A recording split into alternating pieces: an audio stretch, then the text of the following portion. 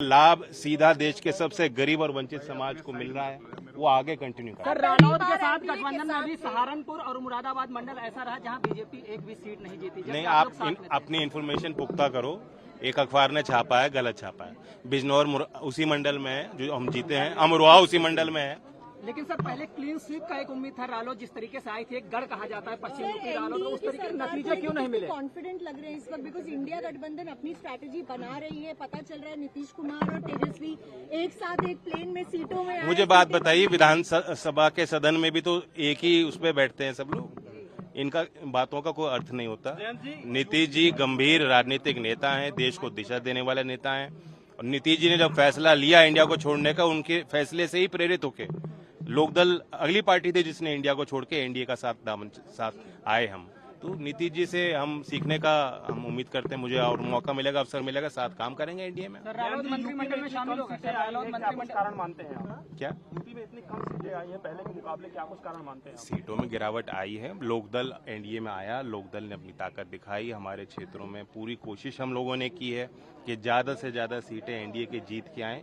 अब ये विश्लेषण करेंगे, कार्यकर्ताओं से पूछेंगे क्या कारण रहे। सर, मंत्रिमंडल में रालोद शामिल होगा? ये मेरे लिए कुछ कहना उचित नहीं।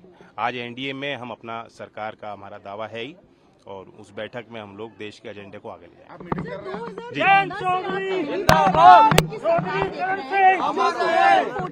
तो सर, क्या मानते हैं कि देश की जो जनता है किस तरीके का जनार्दन रहा है इस वक्त? रालोद की 2 सीटें हैं जिसपे आप लड़े, क्या आपको लगता है और सीटों पर लड़ते तो आपको मुजफ्फरनगर में मिल जाती?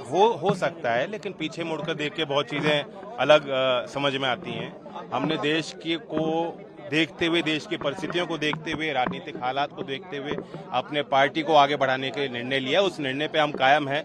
एनडीए के साथ चुनाव लड़े हैं और एनडीए को ही मजबूत करेंगे। और मैं फिर अश्योर करता हूं कि एक बड़ा मैंडेट तीसरी बार, देखिए इस देश के राजनीतिक इतिहास में दूसरी बार हो रहा है कि थर्ड मैंडेट मिला है। तो ये प्रधानमंत्री जी के कार्यशैली पे, उनके विजन पे एक विश्वास का मत है। कहाँ कमियां रह गई हैं आपको लग रहा है इस वक्त? क्योंकि जो मैंडेट बात हो रही थी, कमियां तो एग्जिट पोल के बारे में भी पूछना चाहूंगा। एग्जिट पोल की क्या प्रणाली रही, उनके सैंपल साइज में कोई कमियां रही, या साइंटिफिक तौर पे उन्होंने वो सर्वेक्षण नहीं कर पाए, ये अपनी कमियों पे प्रकाश डालने की जिम्मेदारी उनकी है, मेरी नहीं है। Thank you.